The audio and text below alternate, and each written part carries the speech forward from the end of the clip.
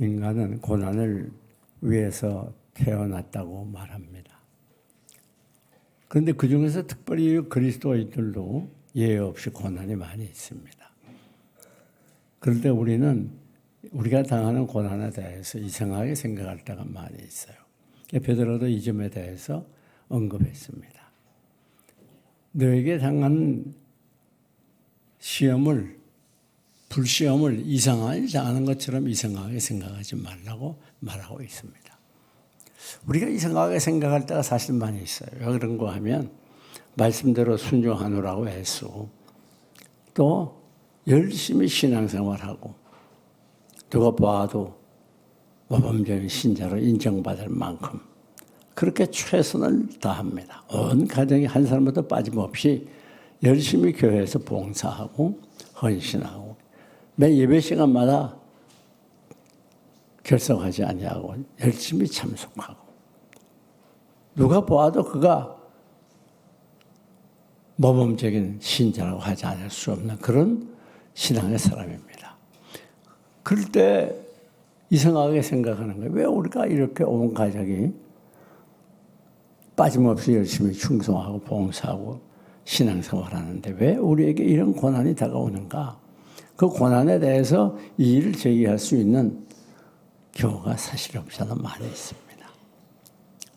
그런데 여러분, 그리스도인들도 결코 이 고난에서 예외일 수 없어요. 누구나 고난을 많이 당합니다. 그래서 오늘 본문을 보게 되면 이 나면서부터 날 때부터 눈을 보지 못하는 맹인이 등장하게 됩니다. 그 예수님께서 지나가시다가 그 맹인을 보시고 땅에 있는 흙을 침을 뱉어서 그걸 이겨가지고 맹인 눈에 발라주게 돼요. 자, 너 가서 실로암 못에 가서 씻어라.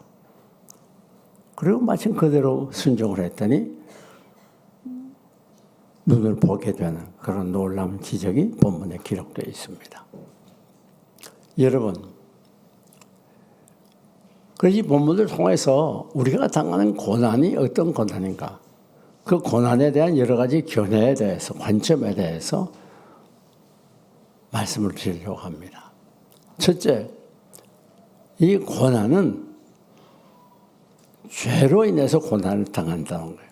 누구든지 고난 당하는 사람은 예외 없이 죄가 있기 때문에 그 죄 때문에 고난 당한다고 보는 견해가 있어요. 본문에 맹인이 자기 죄 때문입니까? 아니면 그 부모의 죄 때문입니까? 누구 죄 때문에 저렇게 맹인이 됐습니까? 그렇게 바리새인들이 묻습니다. 누구나 다 고난당하는 자는 예외 없이 죄 때문이라고 보는 그런 견해가 있어요. 두 번째는 고난은 죄 때문에 당할 수 있다고도 보는 견해가 있어요. 여러분, 우리 예수님께서 베데스다가에 목가에 가가지고 38년 된 중풍병자를 치료해 주는 기사가 요한복음 5장에 기록되어 있습니다. 그런데 그 병을 고치고 나서 뭐라고 말씀하시는 거예요? 너는 더 심한 것이 생기지 않도록 다시는 가서 죄를 범치 말라고 그래요. 그러니까 이 중풍병자가 38년 앓았던 그 병의 원인은 그가 바로 범죄했기 때문이라는 말씀이죠. 이 범죄할 때 고난을 당할 수가 있다는 것을 보여주고 있는 것입니다. 신명기 28장을 보게 되면 하나님의 말씀을 거역하고 불순종하게 될 때 열병과 연병과 온갖 병을 앓게 된다고 하는 것을 가르쳐주고 있는 것입니다. 또 이 고난을 어떻게 보는가 하면 부모의 유전주로 보고 있기도 하는 거예요. 자, 이 맹인이 자기 죄 때문입니까? 아니면 부모 때문입니까? 그렇게 묻습니다. 부모의 죄 때문에 자식이 고난을 당할 수가 있다는 거예요.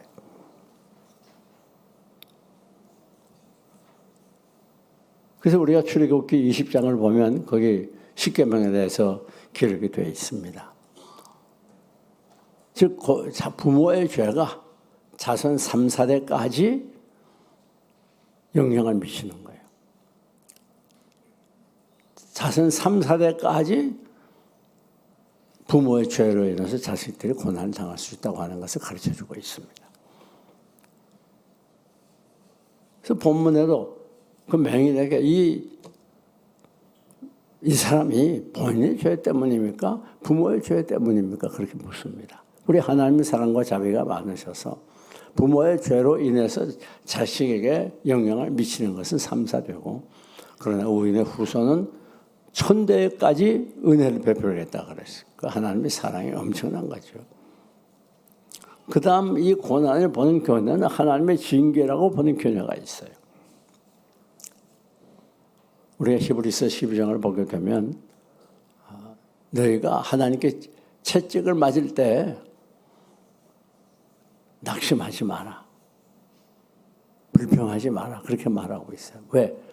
어느 아버지가 사랑하는 자식인데 징계하지 않는 아버지가 있겠느냐. 만약에 징계하지 않으면 참 아들이 아니고 사생자라고 말해요. 다시 말하면 오늘 우리가 범죄하게 될 때 하나님께서 우리를 징계하신다는 거예요. 즉 그 자리에서, 범죄의 자리에서 돌이키도록 하나님의 채찍을 경히 여기지 말라 그랬어요.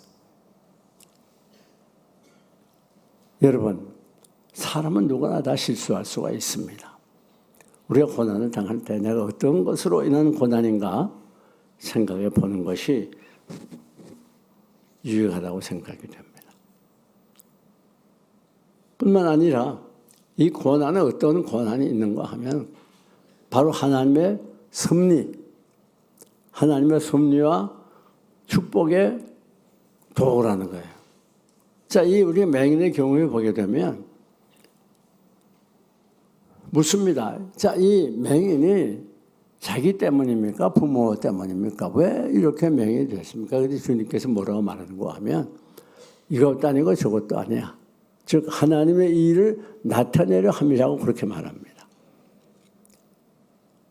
다시 말해서 그때 당시 유대인들이 예수 그리스도를 하나님으로 믿지 아니하고 멸시하고 천대하고 하나님의 일을 방해하게 될 때 이 맹인을 통해서 하나님이 살아계심을, 하나님의 역사를 증명하게 된다 그 말이에요.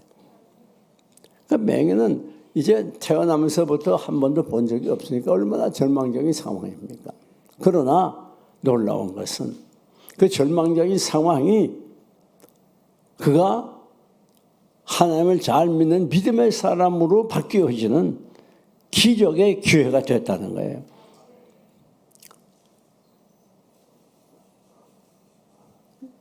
그렇다면 어떻게 이 맹인이 눈을 뜨게 되었는가 하는 겁니다. 첫째는 예수님께서 찾아오셨기 때문이에요. 예수님께서 그 맹인이 있는 것을 알고 찾아가신 거예요. 여러분, 오늘 우리가 예수 그리스도를 믿고 구원을 받고 이 땅에서 하나님의 자녀로 살고 믿음으로 살 수 있는 그 이유가 뭔가 하면 하나님께서 우리를 택했어요. 그 요한복음 15장을 보게 되면 너희가 나를 택한 것이 아니라 내가 너희를 택했다 그랬어요. 이게 보통 복이 아닙니다.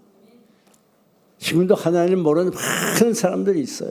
그 중에 하나님이 여러분을 특별히 택했어요.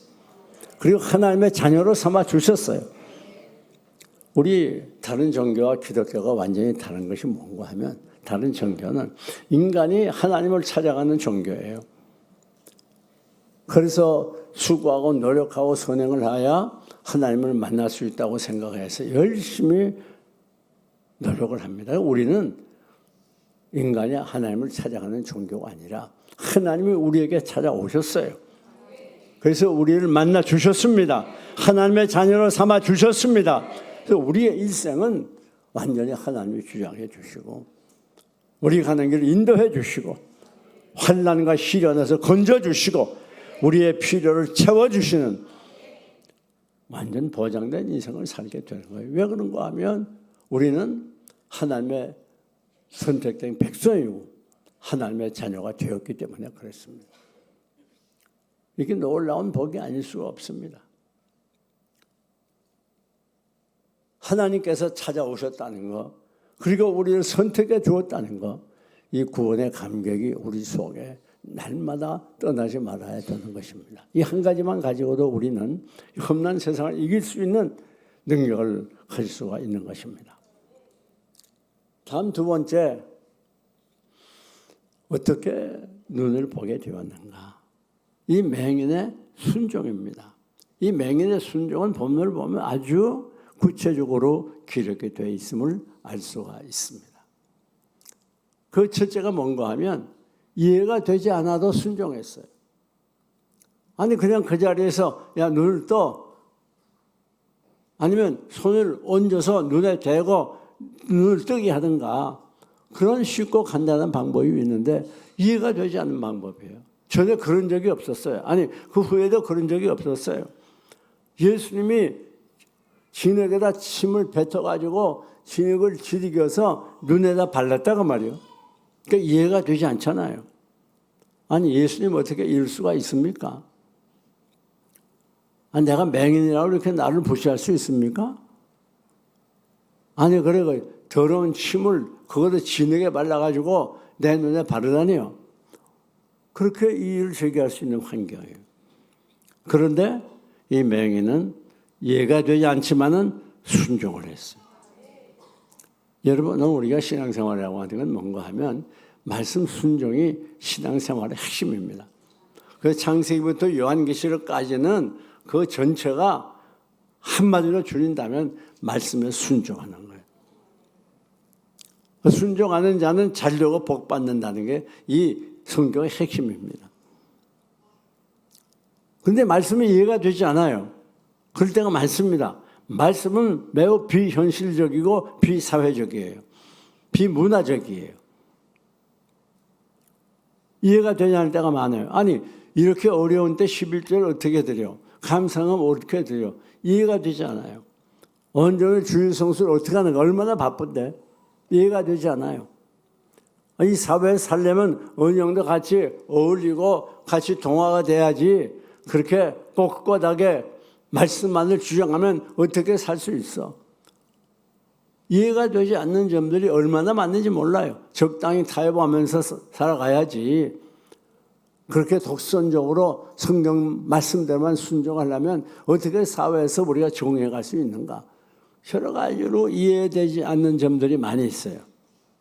하나님의 말씀은 비현실적이에요. 그런데 여러분, 이해되지 않아도 순종할 때에 거기에 기적이 나타나는 거예요. 이 세상 살아가면서 우리가 꼭 이해하려고 하지 말아야 돼요. 여러분이 당하는 현실, 이해되지 않는 여러 가지 고난과 문제가 많이 겹치게 될 때 이해하려고 하면 시험에 들기 쉬워요. 이해하려고 하지 말고 하나님이 나를 위해서 행하시는 것으로 믿고 그대로 수용하고 그대로 받아들이고 그대로 순종하시길 바랍니다. 이것이 기적을 일으키는 비결이에요. 이 세상은 이해될 수 있는 것들이 별로 없어요. 우리는 이해하려고 하지 말고 무조건 믿어야 돼요. 그래서 2층 교리를 말하기도 합니다. 2층 교리는 뭔가 하면 1층은 믿음이에요. 믿음. 2층은 이론이에요. 무슨 말인가 하면 우리가 예수 믿게 될 때 이해되지 않는 것이 많아요. 그러나 무조건 믿음으로 들어가요. 믿음의 문으로 들어가. 그리고 믿어버려요. 그리고 2층 가가지고 그걸 이론적으로 이해하려고 하는 거예요. 그것이 바로 그리스도인의 자세라고 하는 걸 가르치는 겁니다. 그래서 여러분, 오늘 우리는 믿는 종교지 이해하는 종교가 아니에요. 우리가 이해하고 논리적으로 깨닫는 건 믿은 다음에 하는 일이에요. 그 이론이 앞서게 되면 그는 신앙생활을 바랄 수가 없고 교인이 될 수가 없어요. 우선 믿어야 되는 것입니다. 뿐만 아니라 이분의 순종은 무슨 순종인가 하면 끝까지 순종했어요. 아니 눈에 진흙을 발랐어요. 그리고 그 실로암 목까지는 한 오리가 되거든요. 우리 리수로 많이 오리니까 한 2kg 되는 거예요. 눈 돈 사람도 힘든데 그 더운 지방에 눈 감고 가는 게 쉽지 않습니다. 그 눈 감고 거기까지 갔어요. 또 거기에는 돌계단이 33개가 있어요. 그걸 내려가야 돼요. 그래도 끝까지 순종했어요. 가다가 화가 난다고 눈에 있는 진흙 떼어버리고 그러지 않았어요. 여러분, 우리 그리스도인의 순종의 특징은 뭔가 하면 이해가 되지 않아도 끝까지 순종하는 거예요. 아무리 내 고난이 오래 계속되고 문제가 쉬움없이 다가와도 그러나 끝까지 순종할 때 결국은 기적이 나타나게 됩니다. 우리는 순종으로 결판을 내는 사람이 따라합시다. 순종으로 결판을 내자. 안 돼도 순종하면 되는 것입니다. 언제까지? 끝까지 순종해야 돼요. 그러면 거기 기적이 나타나요. 말씀은 살아있습니다. 말씀은 능력이 있습니다. 이 말씀대로 순종할 때 놀라운 하나님의 역사를 체험하면 언제까지? 끝까지. 아람의 군대 장관 나아만이 엘리사 선지자가 자기의 문둥병을 고칠 수 있다는 말을 듣고 이스라엘로 오지 않습니까? 그러니까 이 엘리사 선지자가 뭐라고 그러는가 하면 저 요단강에서 7번 목욕해. 그러면 그 문둥병을 다 치료받는다고 말합니다. 그 오해가 없잖아요. 그 말이 맞죠? 아니 우리나라에는 요단강보다 더 좋은 강이 얼마나 많은데 이 요단강에서 목욕을 하라고 그래요? 이해가 안 되잖아요. 그리고 가서 한 번만 목욕하는 것 같다면 몇 번이요? 7번을 해요. 7번. 아니 우스꽝스러운 일 같아요. 어린애 장난 같아요. 그러나 끝까지 순종해서 7번 목욕할 7번째 그 병이 나았어요. 이게 하나님의 역사예요. 이루어질 때까지 끝까지 참고 이해가 되지 않아도 순종하면서 가는 거예요. 이 내게 있는 이 내가 당하는 시련과 고통은 하나님이 나를 위해 예배한 거야. 나를 위해서 사용하는 도구야. 그렇게 믿음으로 잘 참고 끝까지 인내하면 이루어져요. 여러분, 아니 여리고 성도 몇 번 돌았죠? 7번째 도니까 와르르 무너졌잖아요. 3번, 4번, 5번, 6번 돌아도 전혀 무너질 것 같지 않았는데 마지막 7번째. 그러니까 언제는 마지막이 중요한 거예요. 마무리를 잘해야 돼요. 어떤 사람은 열심히 신앙생활하다가 낭전 피곤하고 지쳐가지고 떨어져요. 신앙생활을 멀리해요. 그렇게 하면 안 되는 거예요. 우리는 끝까지 순종하시기 바랍니다. 그때 하나님의 역사가 나타나요. 중간에 포기하면 안 돼요. 신앙은. 전도운동을 하다 보면 그래도 전도를 받고 돌아온 사람이 누군가 교회를 떠났던 사람들, 이런 이유 저런 이유로 교회를 떠났던 사람들이 돌아오는 경우가 많아요. 뿐만 아니라 이 순종은 어떤 순종인가 하면 굴욕을 무릅쓰고 순종하는 거예요. 아니 눈에다 침을 갖다 뱉다가 아니 기름을 바른 것도 아니야. 물을 칠하는 것도 아니야. 침을 칠해가지고 그걸 이겨서 눈에다 발라 얼마나 불쾌하겠어요. 예? 침이 조금 튀겨도 기분이 나쁜데 침을 흙에다 발라가지고 그걸 이겨가지고 눈에다 발랐어요. 그래도 잘 참았어요. 여러분 이렇게 신앙생활 하려고 하면 그렇게 넉넉하고 쉽지가 않습니다. 여러분들이 불신사회 속에서 같이 어울려서 신앙을 살다 보면 정말 힘들 때가 없잖아 많이 있어요. 자칫하면 왕따 되기 쉽고 저들은 다 똑같이 하면서도 믿는 사람이 하게 되면 저 신자라는 게 저래? 그러고 비난받기 쉬워요. 같이 어울려서 술 파티하고 같이 어울려서 음란한 하고 그렇게 해야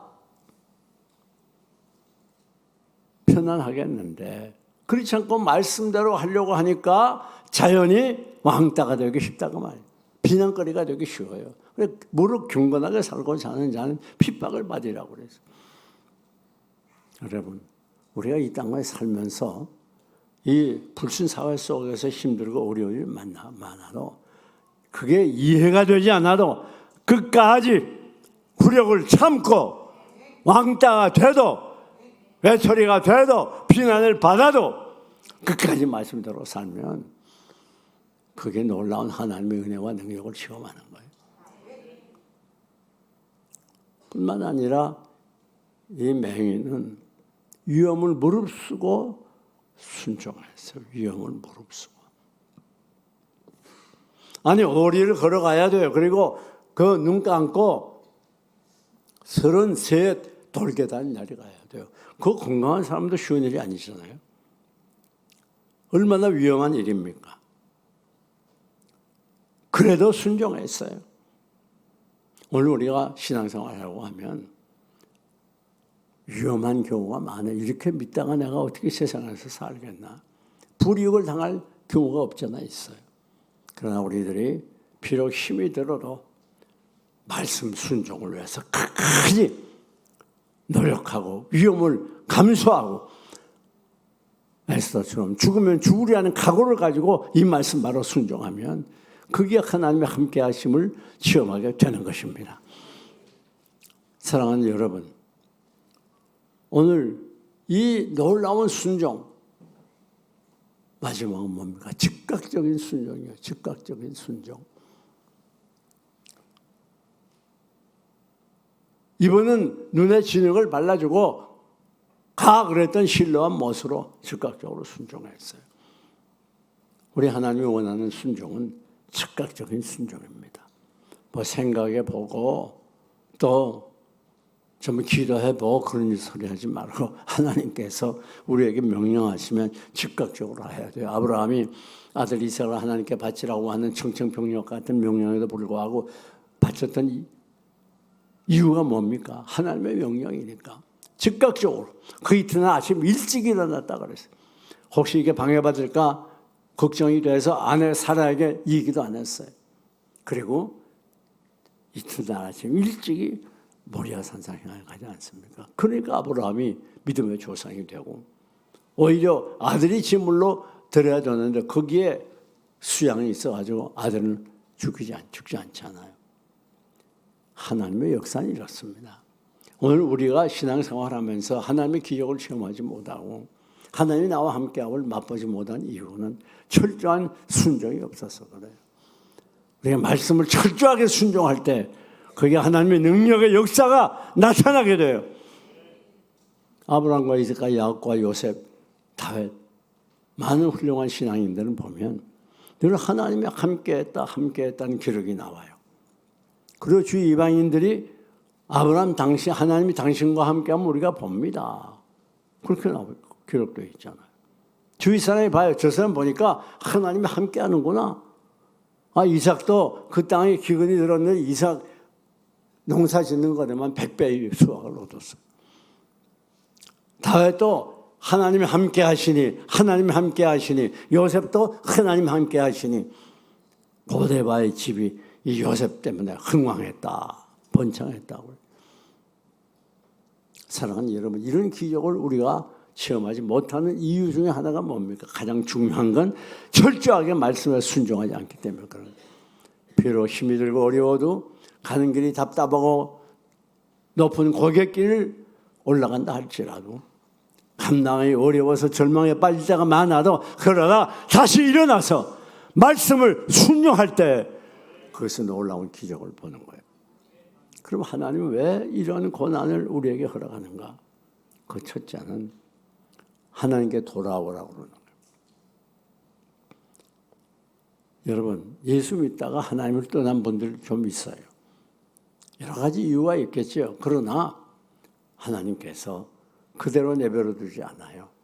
이미 하나님의 자녀로 택했고 하나님의 사람으로 권속으로 택하셨으면 그냥 내버려 두지 않습니다. 여러분이 아무리 하나님을 떠날라 그래봐야 안 돼요. 도구로 사용하는 것이 뭔가 하면 고난이에요. 고난을 통해서 그가 회개하고 하나님께 돌아오게 하는 거예요.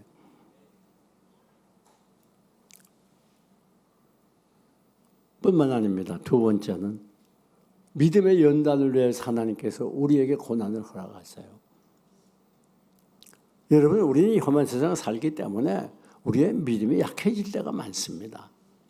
넘어질 때가 많아요. 그런 거로 우리의 약한 믿음을 강하게 하시기 위해서, 우리의 작은 믿음을 크게 하시기 위해서, 또 우리의 더러운 믿음을 깨끗하게 하기 위해서 이 믿음을 잘 연단해서 정말 하나님을 기쁘시게 하는 믿음으로, 온전한 믿음으로 세우기 위한 하나님의 섭리입니다. 여러분, 우리가 이만하면 됐다, 잘 믿었다고 생각하지만 하나님 보시기에는 아직 멀었어요. 우리가 성경을 보면 욥이 하나님께서 그렇게 말씀했어요. 당대의 완전한 자라, 의인이라. 하나님 그렇게 인정할 정도로 얼마나 대단합니까? 근데 욥은 자기가 정말 그렇게 굉장한 줄 알았어요. 그러다가 욥의 친구들이 와서 계속 너가 이런 죄를 보면서 지금 그렇게 고난을 당하지, 그러고 계속 죄를 지적합니다. 자기는 아니라고 계속 부인했어요. 언제 욥의 고난이 회복이 됐는가 하면 욥기 42장을 보니 욥이 죄에 앉아서 벼슬 입고 회개할 때, 하나님을 만난 다음에 자기가 얼마나 부족한 죄인인 걸 깨닫고 회개할 때, 그때 하나님이 회복시킨 거예요. 여러분, 우리가 이상하게 생각할 때가 많아요. 그러나 하나님이 보실 때에는 나는 아직 멀었어요. 난 더 깨져야 되고 더 믿음이 성장해야 돼요. 사랑하는 교회 여러분, 우리의 믿음을 견고하게 하기 위해서, 담대한 믿음으로 세우기 위해서 하나님은 우리에게 연단하시는 거예요. 뿐만 아닙니다. 세 번째, 우리의 신앙 인격을 성장을 위해서 연단하세요. 여러분, 우리가 하나님을 잘 믿어도 천국 갈 때까지 우리의 신앙 인격은 많이 부족합니다. 우리는 죄성을 가지고 있기 때문에 죄성의 지배를 안 받을 수 없어요. 또 사단이 얼마나 강하게 역사합니까? 근데 우리의 신앙 인격이라고 하는 건 아픔이 없이는 깨지지 않아요. 그냥 말씀만 해가지고 잘 깨지지 않는다고만. 그 정도가 아주 부족해요. 그래서 하나님이 이 환난과 시련과 질병이라는 도구를 가지고 그걸 깨트려요. 그럴 때 점점 예수님을 닮아가요. 우리가 천국 가기까지 하나님께서 이 시련이라는 도구를 가지고 우리를 깨트려서 주님을 닮게 만들어요. 그리고 그걸 신학적으로 성화라, 그렇게 성화라. 점점 거르게 해주고 점점 주님 닮아가요. 그러다가 우리가 하나님께 가는 그날에 영화로운 몸을 입어서 하나님께 가는, 그 신학적으로 영화라 그렇게 말하는 거예요. 하나님께서 우리에게 시련을 허락하는 이유는 우리를 깨트려서 성숙한 그리스도인이 되기 위해서. 야고보 1장 2절을 보면 너희가 여러 가지 시험을 만나거든 온전히 기쁘게 여기라. 이는 너희 믿음의 시련이 인내를 만들어내는 줄 너희가 알미라. 인내를 온전히 이루라. 이는 너희를 온전하고 구비하여 조금 더 부족함이 없게 하려 함이라. 우리가 왜 시련 당할 때 기뻐하고 즐거워해야 되는가 하면 우리 온전하고 구비해서 조금 더 부족함이 없는 성숙한 신앙 인격을 갖추도록 하기 위해서. 그래서 하나님께서 우리에게 허락하는 거예요. 하나님 우리 망하게 하려고 그런 게 아닙니다. 우리가 감당치 못할 시험 당함을 허락지 아니하시고 분명히 말씀했잖아요. 꼭 우리가 감당할 시험, 우리에게 적당한 시험만 허락하시는 거예요. 그렇기 때문에 왜? 내 신앙 인격을 성숙하도록 하기 위해서, 주님을 닮아가도록 하기 위해서. 우리는 어떤 시련 앞에도 결코 낙망하거나 넘어지면 안 되는 거예요. 왜? 이것은 내가 감당할 수 있는 시험이에요. 하나님이 감당할 수 있는 시험만 우리에게 허락해 주신다는 말이에요. 이 시험 통해서 우리를 괴롭히고 고통스럽게 하고 이 시련 통해서 우리를 망하게 하는 게 아니에요. 그러니까 하나님이 우리로 하여금 성숙한 신앙인이요 견고한 믿음의 삶이 되도록 하기 위한 하나님의 사랑의 도구라고 하는 것, 그것을 꼭 기억해야 됩니다. 여러분, 그러면 이와 같이 고난을 당하게 될 때 우리가 주님을 만나서 순종하게 되면 어떻게 됩니까? 첫째는 하나님의 인도를 받습니다. 여러분, 주님이 우리를 인도해 주신다는 건 뭡니까? 아니, 양이 목자를 따라가 목자의 인도를 받아요. 어떻게 인도받아요? 야, 나 따라와. 목자가 그런 게 아니잖아요. 그죠? 목자가 인도하는 대로 순종해서 가는 거예요. 그처럼 오늘 우리가 주님의 인도를 받기를 원하면 말씀대로 순종해야 주님의 인도를 받는단 말이에요. 순종하지 않으면 우리가 어떻게 주님의 인도를 받겠어요? 순종하지 않으면 내 마음대로 내 원하는 대로 살아가는 거예요. 그건 위험한 것이고 파괴적인 것이고 고통스러운 것이에요. 우리의 참 행복은 어디 있는 거 아니에요? 목자 되신 하나님의 말씀대로 순종하는 거예요. 그때 순종할 때 우리가 변하여 새로워지는 거예요. 순종할 때 왜 우리가 예수 믿는데 왜 이렇게 오랫동안 신앙생활에 왜 변하지 않는가? 순종하지 않아서 그런 거예요. 말씀대로 순종하는 것에 변화가 있습니다. 한 걸음 한 걸음 주 예수와 함께 날마다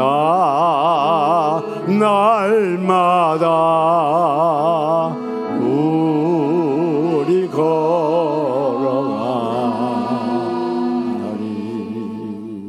한 걸음 한 걸음 주 예수와 함께 날마다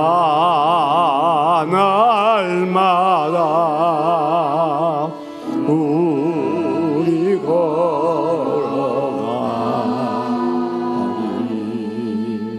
그렇습니다. 순종이 우리의 생명이에요. 순종하게 되면 두 번째, 하나님께 크게 쓰임을 받아요. 하나님은 어떤 사람을 크게 쓰는가? 순종하는 사람을 크게 쓰는 거예요. 순종하지 않는데 어떻게 그거 쓸 수가 있겠어요? 그렇잖아요. 제멋대로 하는데 하나님이 사용할 수가 없죠. 그가 순종하는 만큼 하나님이 그를 크게 쓰시는 거예요. 뿐만 아니라 순종하게 될 때 성령 충만 받을 수가 있어요. 성령 충만은 순종하는 자만이 누릴 수 있는 은혜입니다. 사랑하는 여러분, 오늘 하나님께서 우리에게 고난을 허락하실 때 낙망하지 맙시다.